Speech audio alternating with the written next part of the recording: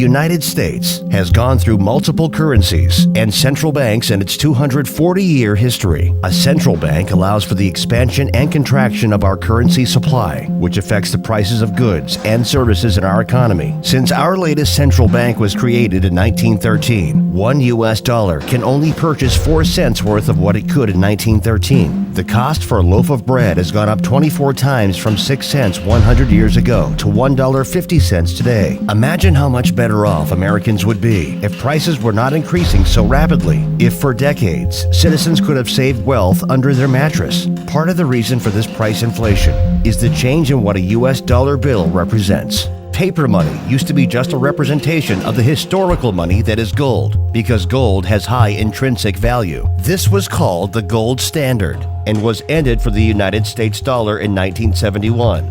Then we were just left with cash, paper bills and metal coins. Today, only 8% of the world's currency exists in a physical cash form.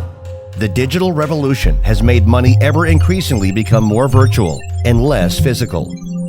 With the invention of the internet came some attempts to return to gold-backed currency by representing gold digitally.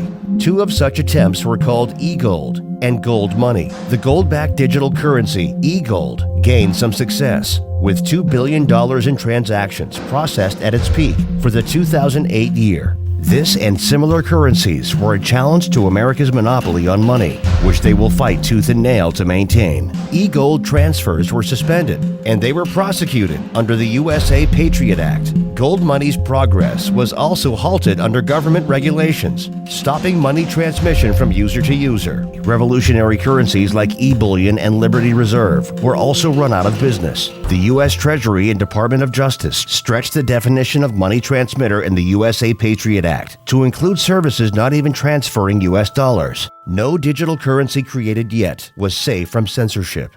These digital currencies had the same fault, like the infamous file-sharing software Napster. A federal court ruled Monday Napster must stop allowing music fans to swap copyrighted material. They relied on a central point of control, server, or organization that could be hacked, legally shut down, or simply driven out of business by unmanageable compliance costs from government regulations. In the early 2000s, PayPal filled a market need for online transfer of dollars. The company is subject to money transmitter laws under all 50 states. In addition to the federal government, regulations of PayPal create many drawbacks, including high fees and a lack of freedom from censorship. For instance, it cannot be used in Iraq, Afghanistan, Bangladesh, Pakistan, and countries on the U.S. economic sanction list. In addition to this, your personal transactions can be monitored legally by the government. In 2010, PayPal shut off the ability to donate to WikiLeaks after the organization released thousands of diplomatic cables. However, WikiLeaks was able to keep running through donations in a new digital currency called Bitcoin, which was first set up in 2009.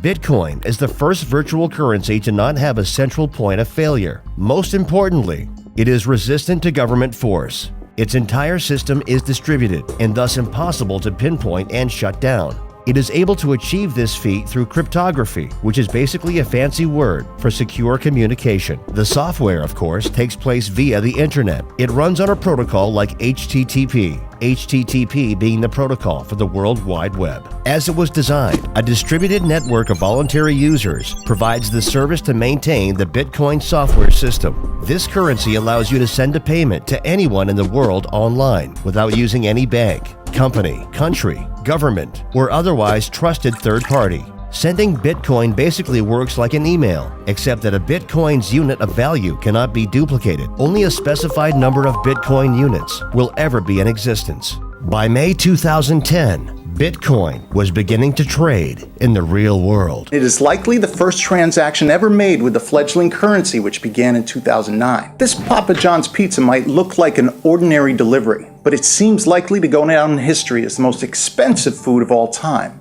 In May 2010, a member pleaded to the community for someone to provide him with 2 pizzas delivered to his residence for his payment of 10,000 Bitcoins. This simple dinner cost the equivalent in Bitcoins of what would come to be worth over $10 million by December 2013. This is how fast the increase in its number of users and recognition has been. Online exchanges have been providing the trade of bitcoins and dollars for years, though many have closed from site security issues and lack of complying with government regulations. Mass adoption, however, will more easily happen from a recent trend that is growing fast. Now, if you haven't heard of Bitcoin yet, it is making international headlines and changing the way we exchange money. It is the first of its kind in the world, and today the Bitcoin ATM was unveiled right here in San Diego. Bitcoin ATMs are deploying worldwide, allowing the sale of bitcoins for cash and cash into bitcoins at physical locations. This machine changes it all by allowing users to get cash out or make deposits to their accounts. There are already such machines in Boston, Massachusetts, Austin, Texas,